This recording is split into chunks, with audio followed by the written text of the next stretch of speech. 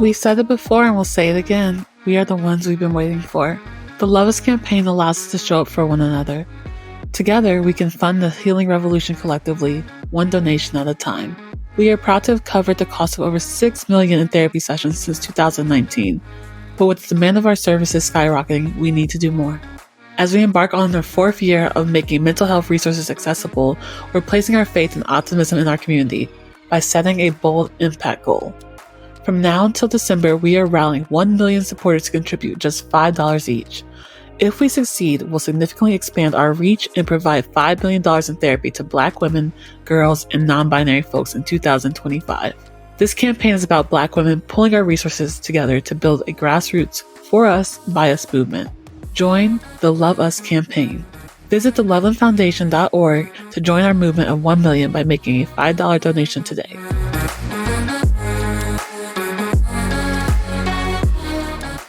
Hello and welcome to The Unfolding presented by the Loveland Foundation. I am your host, Rachel Keener, and I am so excited for this episode. It is a very special episode as we recap the year 2024. Starting this year out, we set the intention that it would be centered around self-discovery, and we didn't know where it was going to take us. We just knew that we wanted to lean into what self-discovery meant in relation to your healing. And throughout the year, as I've interviewed these guests, we asked them, how does self-discovery play a role in your healing journey? And people's answers were very surprising. And I found them so insightful that everyone has such unique perspectives that all felt so relevant and true to so many people.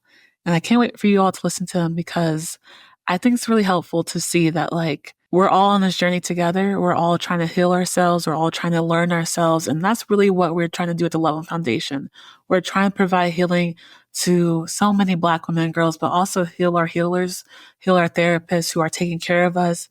And we do that by showing up for each other. We do that by showing up for Black women. So if you are listening, just know we see you, we love you, we're here for you, and we're excited for you to listen. So please enjoy, and I'll see you next year.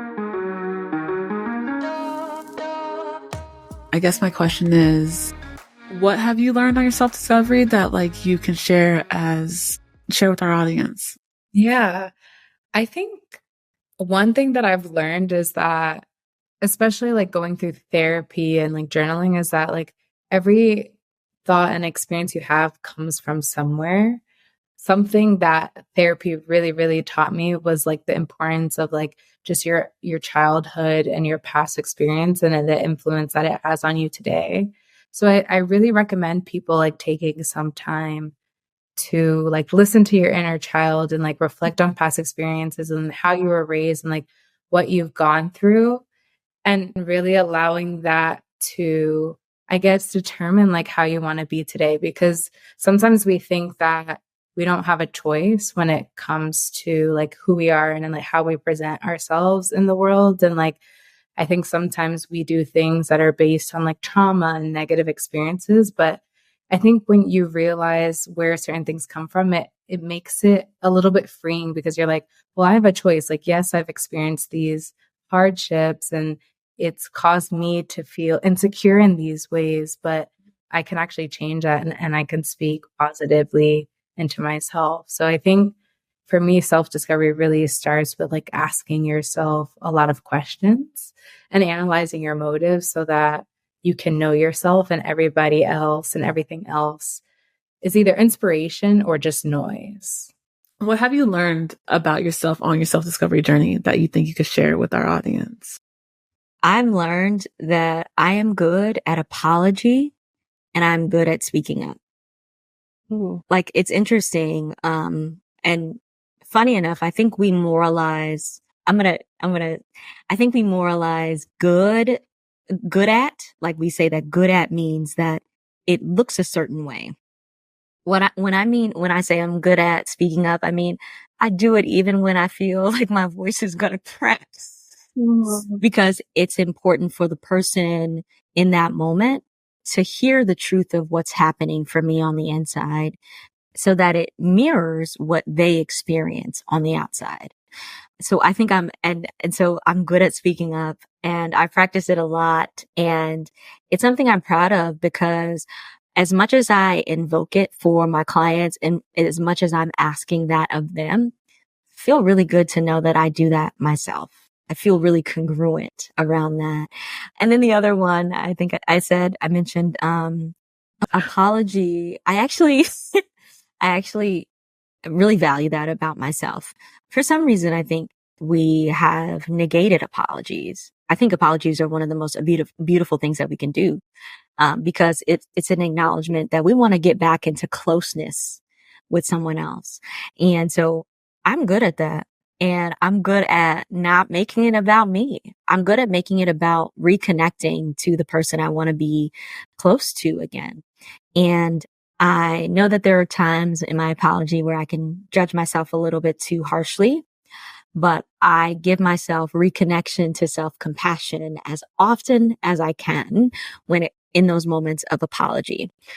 So yeah, those two things are my thing. And I would really invite it for a lot of people because, and I do in a lot of my work, invite people to explore what it means to speak up more and also to apologize more to the people they value, because there's nothing like hearing that you are valued enough to be acknowledged that I might have hurt you.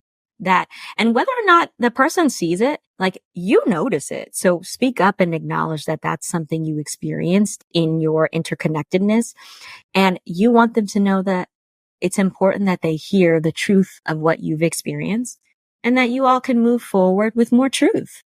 So I guess I just want to ask, like, what blessings has self-discovery brought your spirit, you know? What a beautiful question. I would say some of the blessings have been being able to teach it and pass it forward. I think that throughout majority of my life, I've felt like worked on myself because things felt broken, right? Either relationships felt broken, parental relationships, or I felt inadequate or unlovable or any of these things. And frequently there was a sense that I had to get better, make it right. And sometimes I did, sometimes it was my fault, right? But ultimately, through different teachers, therapists, healers, different retreats I went on or things that I did, travels I did, ultimately, I was able to learn a lot about what healing is and the difference between treating and healing and the difference between covering a wound and like getting at the root and addressing and right, like healing up that wound.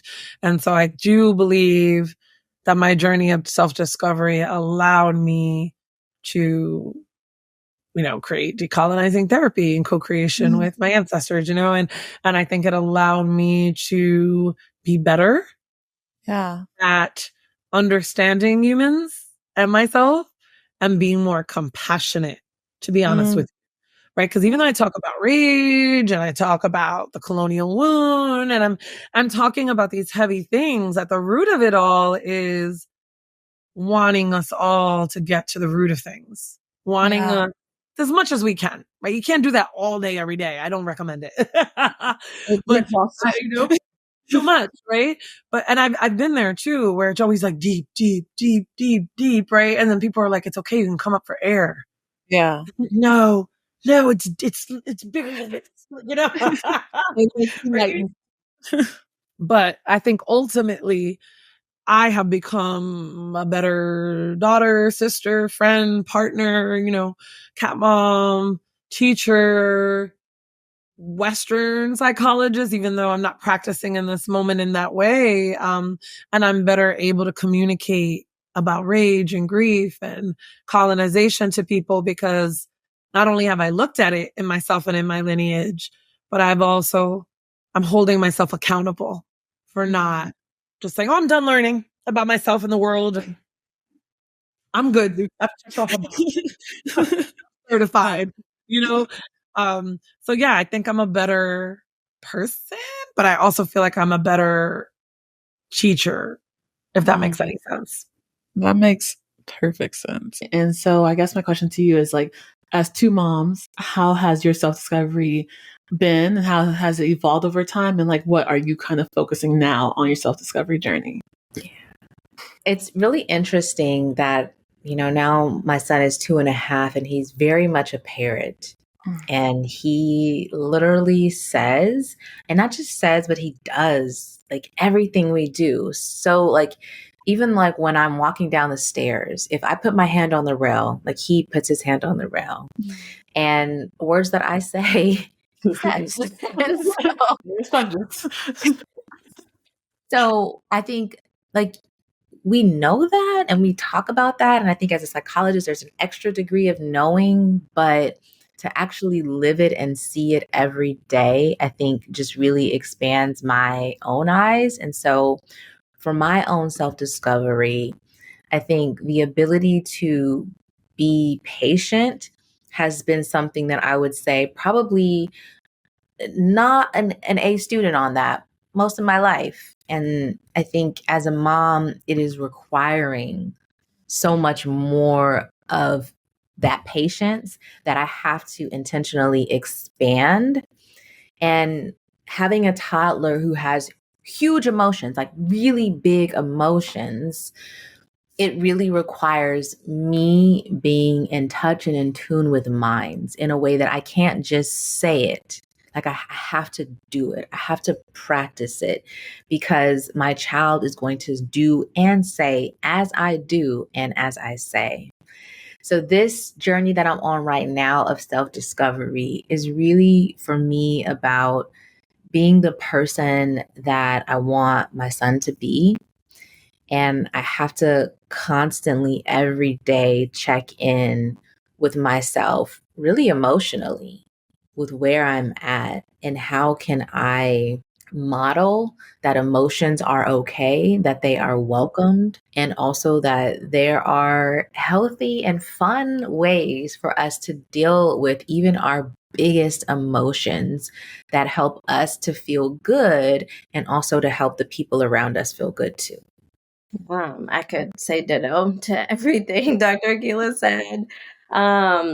It's so odd to really think about and to say, but I genuinely believe becoming a mother tapped into this like phenomenal superhero power that I did not know ever existed in me. So like I reflect on how like, yes, I birthed these two beautiful girls, but I also birthed some deep other part of myself that had been buried by so many things. I don't want to go into all the things, but like life and continues to life. But something about bringing life into the world allowed things to surface again that had gone dormant for a very long time. And so that is a whole like level of self-discovery that is unexpected, yet so phenomenal, so beautiful, so empowering that I have this opportunity to discover. Like, I was a mom. I entered into momhood in my 30s. And so like in your 30s, you think you know yourself pretty darn well. I got this Dominique thing down. I know who I am. But I'm also just like, wow, I did not know that I had this in me to be able to do my first podcast ever. And so just cherishing the beauty of that, I think exactly to Dr. Akila's point of recognizing that I am now mothering two daughters. And while I am sometimes I'll overdo it a little bit in my mom life, and I try to catch myself in that. But I am also trying to be mindful of the expectations that I am setting for them around what it means to be a woman, what it means to be a mom, and working very hard to not set unrealistic expectations for them and model what it looks like to care for myself, what it looks like to leave them and go off and go to the gym and feel okay about that, even though like the internal critic, the internal battle within me feels guilty for it. And normalizing all of that for them so that they have a sense of what they get to be and how they get to have balance and how they get to fit things in a way that allows them to be a whole person rather than just one thing. I think for me, I'm tapping into this self-discovery through stillness, or as much as there is that exists in the life of a mom of two. And so I've learned that long car rides is a place for me to tap in, connect with myself, kind of minimize all the distractions, because otherwise I'm scrolling on social media, which is unhealthy for the self-discovery work in many ways. But through just quieting myself, quieting my space, my environment, I am able to hear more clearly, see more fully. And that for me has been super powerful in the self-discovery work. I'm trying to shift from connecting with what I can do, what I do and do well and maybe not so well, and more so on who I am, and that kind of being sense again in that stillness. Like, I am so many things outside of what I do. And so just really connecting with what are those characteristics, what are those ways of being that I am and that I get to show up as in life. For me, I'm doing a lot in terms of self discovery. I feel like it's crossing over all these different pieces of myself. You know, I'm really at this point really working on my physical body, physical health. I'm 1 year out of mothering a child, or like birthing a child, and so really wanting to pursue that more fully, in terms of caring for myself in a physical sense. That's the primary, I would say, for right now and in this season. Kind of want to ask you, like, on the role, like, how do you like honor your identity through like self-discovery? Like, how do they go hand in hand together? I think I honor my identity and self-discovery by acknowledging the fact that my identity, there's fluidity in my identity, and realizing that there's so many different dimensions to my identity, and acknowledging and honoring that I deserve to go through the process of looking at what those dimensions are and being okay with that. Like, there are certain things in my identity that I don't acknowledge as much, not even acknowledge anymore. They're just not who I am anymore, you know? And just being like, oh, I'm happy that part of me served me when I was younger. And I'm so happy to learn about the parts of me that will serve me in the future. I would say just affirming the aspect of the fact that your identity is different in so many spaces and it's meant to change, and being okay with that and looking at the dimensions of your identity. There are places that serve me as a Black person, but not as a Black woman, as a Black woman, but not as a Black mother, as a Black mother, but not as a Black scholar, as a Black scholar, but not as a Black businesswoman. I would say one of the ways I would encourage people to think about self-discovery and to really think about where that journey is going to start for them is, I want you to ask yourself who you are, but you cannot use any terms that relate to who you are that connect to a relationship. You can't tell me who you are as a mother, as a coworker, as a colleague, as a wife, as a husband, any of that. You need to tell me who you are, right? I need to know who you are, not in relation to anyone else but yourself, because it's self-discovery, right? And if you have difficulty with that, think about, when was the last time you felt passionate? What were you doing? Ask yourself that when it comes to self-discovery, not who I am as a mother, I'm this. I don't want to hear it. Oh, as a friend, I'm this. Don't care. As a sister, I'm this. Absolutely not. As a mom, I'm this. Get rid of it. Who are you? What are you passionate about? How do you resolve conflict? What are hobbies you enjoy? Not hobbies that you monetize. What is something that you like doing? Because it's about you. And I think it's so hard to think about yourself outside a relationship to others, especially as Black people, because a lot of times we only have that aspect of tangible, like, what can I provide? Even hobbies. Like, I have hobbies and people will be like, oh, you can sell that. I'm not monetizing anything. This is just for fun. Okay. This is just for fun. Right. So I would encourage people in that self-discovery journey, ask yourself the questions about, like, who are you? But don't use any terms that have to do with your relationship to someone else, just about yourself. So as I ask everyone, like, what and how has self-discovery played a role in your healing, and like, what tool do you use for self-discovery? I mean, I'll start with the tools part. Like, reading is fundamental. Like, Eckhart Tolle's The Power of Now and a New Earth, Thich Nhat Hanh, Ram Dass, Tower Brock, Sharon Salzberg, the On Being website, dharmaseed.org, which is like a website for like Buddhist practitioners to like listen to Dharma talks. And those talks center like mindfulness, gratitude, empathy, things of that nature. But those things led me on the journey. And also I have to shout out Ayanna Van Zandt. Like her book Spirit of a Man changed my life in a lot of ways. Very old. I mean, not very old, but old enough. So like I say that because when people pick up the book, you're going to see some dated language in there. Yeah.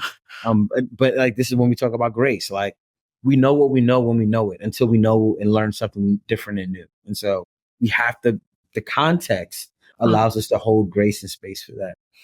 But that started the journey for me. And so it's, I'm just curious. So really, I try to be as curious as possible, Rachel, about myself, about my surroundings, about the people I love. My favorite people, and I say this often, my favorite people are the most curious. And that curiosity, and I have to define too and be discerning. I think there's a very stark difference between interrogation and curiosity. Interrogation is questioning for an answer, and curiosity is such a gentle way of probing. Yeah. The like what's happening with us, with the people we love in the world around us. Interrogation has a harshness to it. Like you're trying to retrieve information. And the curiosity is just like, I'm asking just because. Yeah. And that's been a really big help for me. I think, to be fair, I think that's changed my life. To ask just because and to naturally be curious about people, because people also want to talk and be heard and be seen and feel seen. And that starts with curiosity. And that was a big part of my self-discovery journey, I think, for sure. How has self-discovery played a role in your healing, and where do you see yourself going? It is a big question, but just, yeah. I love that question. Yes, how does it play a role in my healing? It does, and it continues to, because we are fluid, consistently changing beings. We're made up of water, like to the nth degree, and which always needs to flow. It always needs to shift. It always needs to be flooded out and replaced. And just self-discovery is important because there's always more of the self to meet. Always.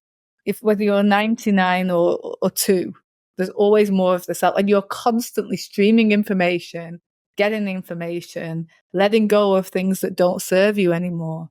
So I think we have to be committed to the idea of discovering self, to remain safe in our bodies, and to still be doing the things that make sense to us. So, and you can only heal if that's happening. I don't think you can heal based on old information or heal based on an old way of living, even if it was survival, even if it got you through there, even if it was an MO, a mode of operation that worked then, it doesn't necessarily have space now. So we have to constantly be updating the microchip for the brain and yeah, like the updates that you get on your computer. It's important so that you know how to function and you can heal yourself and you can work with what's new and continue to be excited and passionate and energized. You can't always do that off old information. Even in something long-term like a marriage, you'd still have to date. You still have to learn new things about the person. You need to do that for yourself to keep it fresh and exciting and to keep yourself still wanting to be here, which can be tough. So I hope I've answered the question, but that's what I think about that. No, you definitely did. But I'm curious, as like someone who is a healer, like the strategies and the practices that you help women, especially women of color, on their journey self-discovery, and like how to like have them tap into that. Yeah, that's a good question. And this is what distinguishes us, I think, as a practice that focuses on, women of color. Being a therapist of color is understanding or starting with like orientation. For me, I start with like orientation to time. Like, are you someone who is kind of more hangs out in the past, present, or future? That gives me a sense of kind of, just how you move, how you think, but also orientation to identity, to whether that's ethnicity, gender, class, all those things, right? To actually like look at the structural aspects of our environments and the spaces we move in, what do we identify with most, and how does that impact how we see ourselves? So, and in what ways are those spaces aligned with who we feel we truly are? So, like we get a lot of really successful professional women who are working in very high up kind of, corporate spaces, and they feel like they've hit all the milestones of success, but they don't necessarily know. I think they're left wondering, but who am I? Like, really? Like, yeah, I did all the things. I did all the things, but wait a minute, like, who am I and what do I actually want? Right? Like, that is a common question that we are working with, with our clients. And so that might look like a journey back in time, right? To understand our ancestral roots and to, kind of a practice of remembering where we came from. And sometimes we are so focused on becoming this better version of ourselves that we don't stop to practice remembering. And the answers might just be looking back, and not necessarily looking forward. And so that's something, again, even with some of the decor in the house, there are photos and paintings and things that are honoring of different ancestors, in my life. And we very much want the presence of that to be a part of the healing journey as we're trying to like move forward. Right. So like finding the balance of that connection.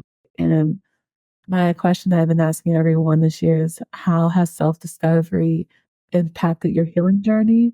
And what tools of self-discovery do you hope to share with others? My healing journey actually is self-discovery. Like you said before, this devastating life event happened to me. It wasn't something I asked for. It wasn't something that I caused, right? I was a completely innocent bystander. And yet here I am dealing with the repercussions almost 7 years later.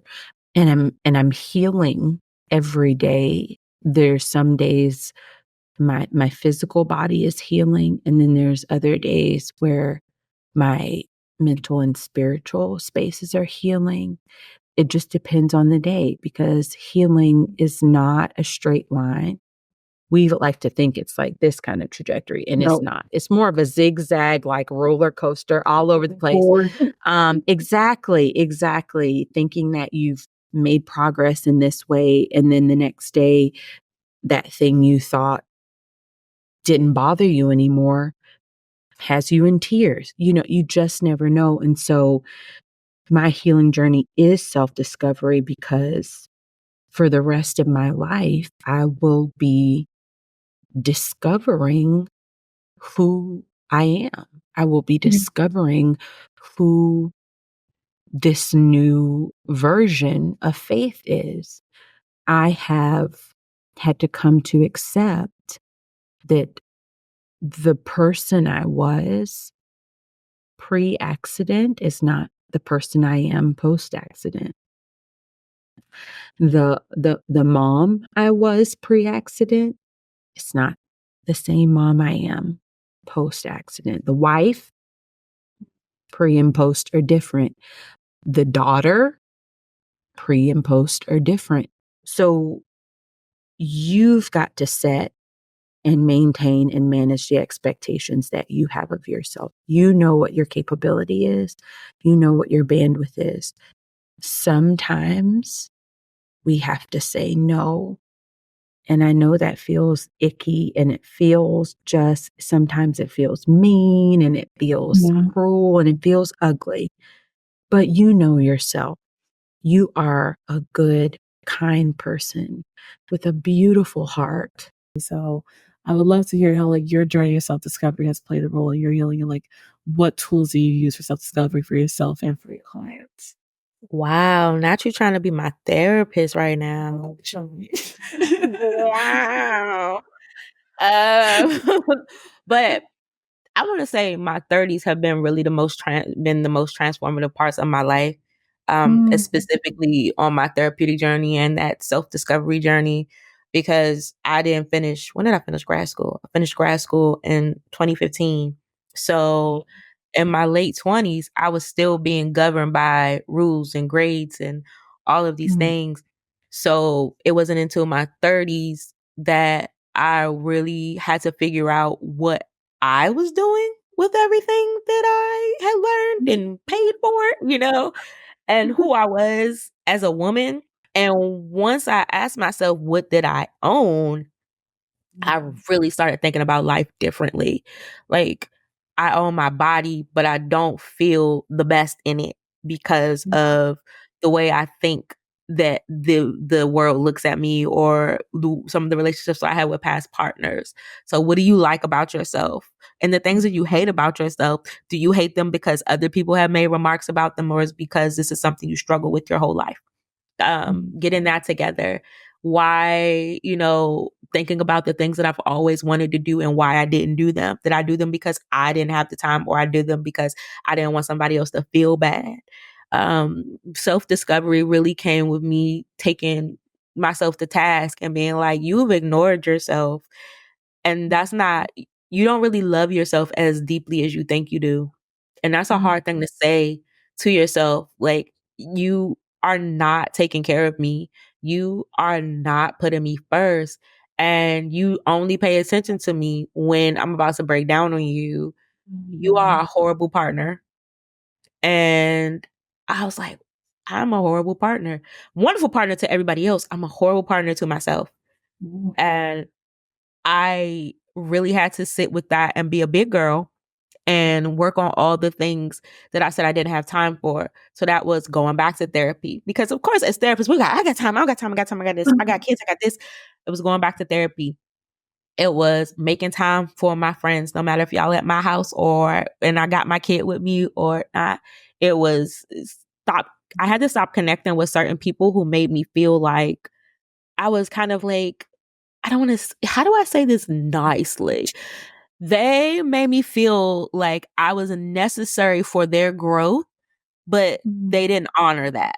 So how do you need me to grow, but you don't want to take care? So I had to separate myself from all those negative things. And then I had to be real with myself about the parts of myself that I shielded from the world because I was going to be ridiculed. Like, I'm really into non-traditional stuff and plant medicine. I'm queer. I'm all of these things. And I had to just be like, who are you living for and how to be the best partner to yourself? And once I started giving back to me, 30s have been some of the most introspective years of my life. Well, how does self-discovery play a role in your healing? And I think with you, how does self-discovery play a role in healing, especially healing with grief? And so I think it plays a big role because, again, we've talked about this self-abandonment piece, which triggers grief for many of us. And so I always ask people to kind of inquire just for themselves, who would you be if not for who you had to become? Because oftentimes it is the gap in that leaves us not knowing ourselves, right? I know that I became a grief and trauma therapist, but I thought I was going to be an attorney. And had I stayed on that path, I would have become an attorney. I did well academically, all the things, but it would have been in spite of who I was called to be if I wasn't hiding from my own grief. And so that piece around who might I be if not for who I had to be? Because so many of us are in jobs out of survival, in relationships for the same reason. And that is not the best or highest level of ourself. And so it really starts with being curious about, is there anything I need to unlearn? Is there anything I need to unpack so that I can return to myself? And what might that look like? And so I think we really are in a space of returning to self, your most authentic self, the part of you that feels most loved and that feels seen and cared for unapologetically. That's the part that we want to highlight and to center in your life. Thank you all for joining us for a very special episode of The Unfolding, presented by the Loveland Foundation. At the Loveland Foundation, we are committed to showing up for communities of color in unique and powerful ways, with a particular focus on Black women and girls. Our resources and initiatives are collaborative and they prioritize opportunity, access, validation, and healing. Since our founding, the Therapy Fund has provided financial support for therapy to over 13,000 Black women, girls, and non-binary individuals across the country. This year, our goal is to provide free therapy to at least 6,000 more. If you'd like to join us and invest in generational change, visit our website at thelovelandfoundation.org for ways to give. To stay updated on new episodes and any future programming, follow us on Instagram and Meta, or check out our website at thelovelandfoundation.org.